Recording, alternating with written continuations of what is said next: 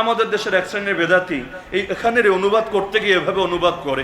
একাধিক জায়গায় আমি শুনেছি, বাচ্চাকালে নিজেও বহুত জায়গায় বসে সরাসরি শুনেছি তারা অনুবাদ করে, আল্লাহ দুরূদ শরীফ পড়ে নবীর উপরে, ফেরেশতারা দুরূদ শরীফ পড়ে নবীর উপরে, তোমরা মুমিনরা বাকি থাকবা কেন, তোমরাও দুরূদ পড়ো দাঁড়িয়ে নবীর উপর। তো এখন আল্লাহ নবীর উপর দুরূদ পড়ে মানে কি? দুরূদ মানে হলো রহমত নাজিল করার দোয়া করা। আমরা যে দুরূদ পড়ি নবীর শানে, দুরূদ মানেই হলো রহমত নাজিল করার দোয়া করা। যেমন আমরা নামাজে বলি আল্লাহুম্মা সাল্লি আলা মুহাম্মাদ ওয়া আলা আলি মুহাম্মাদ, হে আল্লাহ আপনি রহমত নাজিল করেন মুহাম্মদ সাল্লাল্লাহু আলাইহি সাল্লামের উপর এবং তার আহলে বাইতের উপর। তো এই যে আমরা দোয়া করছি, তো দুরূদ মানে তো এটাই। তো যদি বলেন আল্লাহ দুরূদ শরীফ পড়েন, এর অর্থ হবে আল্লাহ রহমত নাজিল করার জন্য দোয়া করেন। কার কাছে? আল্লাহর যদি দোয়া করতে হয়, আল্লাহ দোয়াটা কার কাছে করবেন বলেন? আল্লাহর চাইতে বড় কেউ আছে নাকি? আল্লাহু আকবার বাক্যের অর্থই তো এটা, আল্লাহ সবচাইতে বড়, তার চাইতে বড় কেউ হয় না, তার চাইতে তো দূরের কথা, তার সমপর্যায়ের বড় কেউ হয় না। তো যদি বলেন আল্লাহ দুরূদ পড়েন, দেখেন বাক্যটা শুনতে সরল মনে হতে পারে, কিন্তু অর্থটা কতটাই জঘন্য। আপনি বলছেন আল্লাহ দুরূদ পড়েন মানে আল্লাহ রহমত নাজিলের জন্য দোয়া করেন। কার কাছে দোয়া করবে আল্লাহ? ইমান থাকবে এই কথা বললে? জেনে বুঝে বললে তো ইমান মুশকিলে পড়বে, অজ্ঞতার সাথে বললেও কথাটা বড়ই আপত্তিকর এবং শ্রুতিকট একটা কথা হবে। তো এখন ভাষার পার্থক্য না বুঝলে ফলাফলটা এরকম হয়।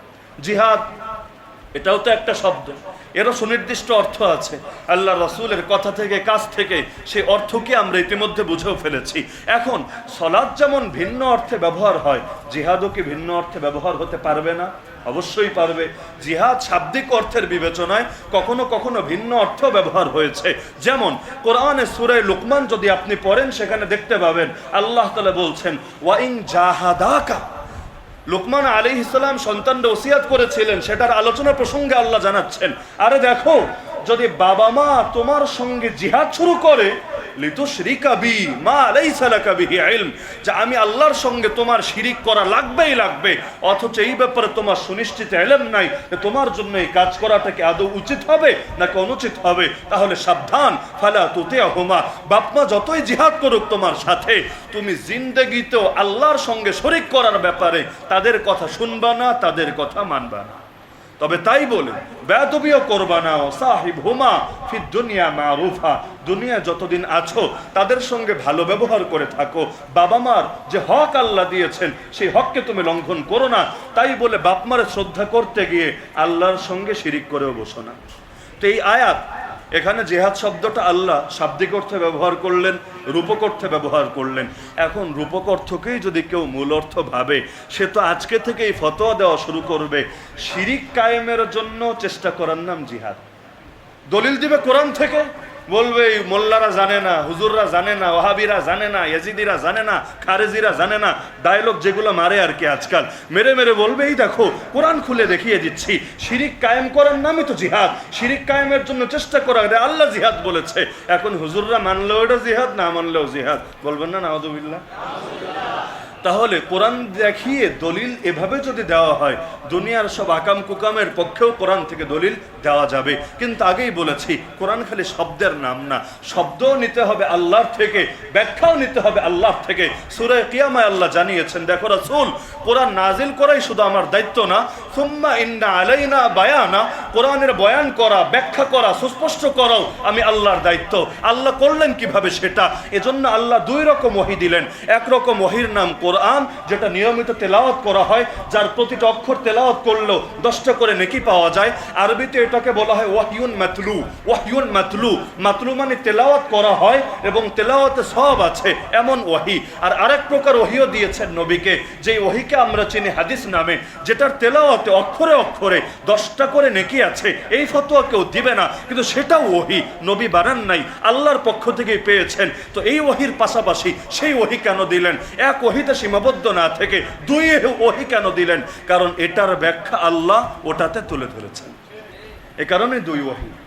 কেউ যদি দাবি করে শুধু এটা মানবো ওটা মানবো না, আলহামদুলিল্লাহ আলিফ থেকে মিনাল জিন্নাতি ওয়ান নাস সিন পর্যন্ত জাস্ট এটা মানবো, এর বাইরে মানবো না, সে এই পুরো কোরআন দিয়ে জাস্ট 2 রাকাত নামাজও জীবনে পড়তে পারবে। 2 রাকাত নামাজের তাকবীর উলা থেকে সালাম পর্যন্ত প্রতিটা রুকুনের বিধান পুরো কোরআন মিলিয়েও আপনি পাবেন না। তাকবীর কিভাবে, হাত কিভাবে বাঁধবেন, রুকু কেমনে, সেজদা কেমনে, কখন কি পড়বেন, কখন কি করবেন, কখন কি করা যাবে না ইত্যাদি সব ডিটেল আপনাকে নিতে হবে অধিকাংশ রাসূলুল্লাহ সাল্লাল্লাহু আলাইহি ওয়াসাল্লামের জিন্দেগি থেকে। তো যদি দাবি করে খালি কোরআন মানি, দ্বিতীয় প্রকার ওহী মানি না, তার পক্ষে জিন্দেগিতে 2 রাকাত নামাজ পড়াও সম্ভব। একইভাবে এমন অনেক বিষয় আছে যেটা কোরআনে আমরা শেষ দিক পাচ্ছি, শুরুর দিক পাচ্ছি না। যেমন 2 নম্বর পারার একেবারেই প্রথম পৃষ্ঠা যদি আপনি খুলেন, সূরা বাকারার আয়াত, সেখানে আল্লাহ জানিয়েছেন কেবলা পরিবর্তনের কথা, যে আগে তোমাদের কেবলা ছিল যা, তা থেকে আমি তোমাদেরকে কাবার দিকে এখন ফিরিয়ে দিলাম। কেন? কারণ আমি দেখেছি কাবার প্রতি তোমার অনেক আগ্রহ। তো এখন এই যে আল্লাহ তাআলা কাবাকে কেবলা বানালেন, এটা আছে সূরা বাকারায় 2 নম্বর পারার প্রথম পৃষ্ঠায়। কিন্তু নবী যে কাবার দিকে ফেরার আগে বাইতুল মাকদিসের দিকে ফিরে নামাজ পড়লেন, সেটাও তো আল্লাহর আদেশেই করেছেন, নাকি মন গড়াভাবে করেছেন? এটা বললে তো ইমানই থাকবে না যে মন গড়াভাবে করেছেন। অবশ্যই আল্লাহর আদেশ পেয়েই করেছেন। আমি চ্যালেঞ্জ দিয়ে বলতে পারবো, পুরো কোরআন খুলে এমন একটা আয়াত আমাকে দেখাতে পারবেন না, কোথাও না, যেখানে আল্লাহ নবীকে বলছেন নবী আপনি নামাজ পড়েন মসজিদ আকসার দিকে ফিরে। পাবেন না। কিন্তু এটা পাবেন যে হে নবী এতকাল নামাজ পড়েছেন সেদিকে, এখন থেকে আমি আপনার কেবলা দিলাম ঘুরিয়ে, এখন থেকে দিকে ফিরে। তার মানে আল্লাহ এখন থেকে কেবলা দিলেন কাবা, এটাকে অ্যালাউ করলেন। আগেরটা নিয়ে আপত্তি করেন নাই, কারণ সেটাও তিনি দিয়েছিলেন। লেকিন কোথায় দিয়েছেন? পুরো কোরআনে পাবেন না। তাহলে ওহী কয় রকম? 2 রকম। 2 রকম ওহী থেকেই আমরা পূর্ণাঙ্গ ইসলাম পাই, একরকম ওহী থেকে পূর্ণাঙ্গ ইসলাম পাই না। এ কারণে রাসূল বলেন আলা ইন্নামা হাররামা রাসূলুল্লাহ কামা হাররামাল্লাহ, জেনে রাখো রাসূল যেটাকে হারাম বলে ঘোষণা করেছেন সেটা ওই বিধানের মতোই যেটাকে আল্লাহ নিজে ডাইরেক্ট হারাম বলে ঘোষণা করেছেন। তো এখন এই যে জিহাদ বিষয়, এই রকম ডিকশনারি নিয়ে যদি কেউ এই যুগে নতুন নতুন অর্থ বের করতে চায়, তার ইসলাম ডিকশনারি নির্ভর ইসলাম হবে বটে, এটা নিয়ে আমাদের মোটেও আপত্তি নাই। কিন্তু সেই ইসলাম মুক্তির ইসলাম হবে না। মুক্তির ইসলাম হবে সেটা যেটা হবে কোরআন সুন্নাহর আলোকে। কোরআন হাদিসে কোথাও বলে না ডিকশনারি দেখে দেখে ধর্ম পালন করো, বরঞ্চ বলেছে আল্লাহ এবং তার রাসূলকে দেখে দেখে তাদের আদেশ মেনে মেনে আল্লাহ বলবেন রাসূল করবেন, এই মডেলকে সামনে রেখে তোমরা ইসলামকে মানো। মান ইউতিআর রাসূল ফাকাদ আতা আল্লাহ ওয়া মান তাওয়াল্লা ফামা আরসালনাকা আলাইহিম হাফিজা। কোরআন জানিয়েছে যে রাসূলের দেখানো পথে চলবে সে ব্যক্তি রাসূলের আনুগত্য করেছে এমন না, সে মূলত আল্লাহর আনুগত্যই বাস্তবায়ন করেছে। আর যেই আদর্শ থেকে মুখ ফিরিয়ে নিবে, হে নবী আমি তোমাকে তার জন্য হেফাজতকারী বানাই নাই। তাহলে এবার জিহাদ নিয়ে যদি এই রকম বিকৃতি শুরু হয়, দুনিয়ার সব কিছুকেই জিহাদ বলে সাব্যস্ত করা যাবে। আজকের যুগে জিহাদ মাজলুম কিসের জন্য জানেন? 3 কারণ। এক শ্রেণী হলো জিহাদ শব্দটাকেই সইতে পারে না, যাদের মূলেই আছে কুফফাররা, ভাইরাসরা। ভাইরাস অ্যান্টিভাইরাসকে সইতে পারবে না, এটাই স্বাভাবিক। কারণ ডিভাইসে প্রবেশের পথে সবচাইতে বড় বাধাই অ্যান্টিভাইরাস। কোনো দেশ যদি অপর দেশের উপর আক্রমণ চালাতে চায়, তার চোখে সবচাইতে ঝামেলা হলো বর্ডার গার্ড। যদি বর্ডার গার্ড না থাকতো, অনেক সুন্দরভাবে রাতের আধারে আধারে সে লুকিয়ে লুকিয়ে পুরো দেশে ছড়িয়ে যেতে পারতো। তো এখন সে হামলা চালাতে চায়, ভালো কথা, সে সারাদিন গালি দিবে এই বর্ডার গার্ডগুলোকে। কি দরকার দেশে বর্ডার গার্ড রাখা? এদের পেছনে কোটি কোটি টাকা খরচ করা। এরা না থাকলেই তো দেশটা সুন্দর হতো, এরা না থাকলেই তো মানুষ আরো বেশি শান্তি, প্রগতি আর কল্যাণের মধ্যে থাকতো। তাহলে সে সাফাই গাচ্ছে, কিন্তু সেই সাফাইয়ের পেছনে বড় একটা স্বার্থ আছে।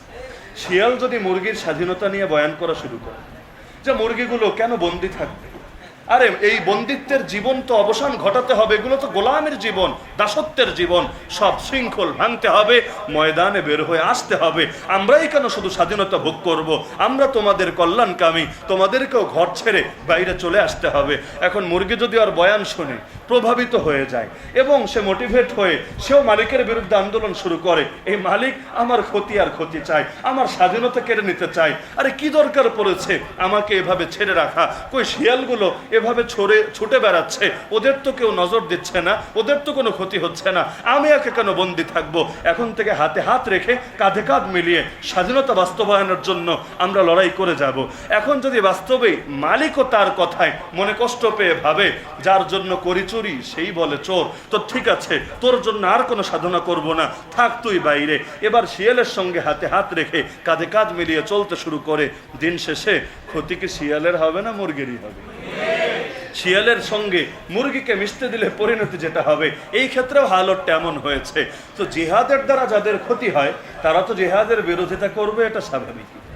নামাজ এটা একপাক্ষিক, রোজা এটা একপাক্ষিক, হজ এটা একপাক্ষিক, অর্থাৎ আমি করছি আমার সঙ্গে আর আমার রবের সঙ্গে সম্পর্কিত বিষয়। কিন্তু জিহাদ এটা দ্বিপাক্ষিক, এখানে একদল করে আর আরেক দলের বিরুদ্ধে করা হয়, কর্তাও আছে, যার বিরুদ্ধে করা হয় সেও আছে। এখন যার বিরুদ্ধে লড়াইয়ের বিধান, সে রাজি হবে কিভাবে?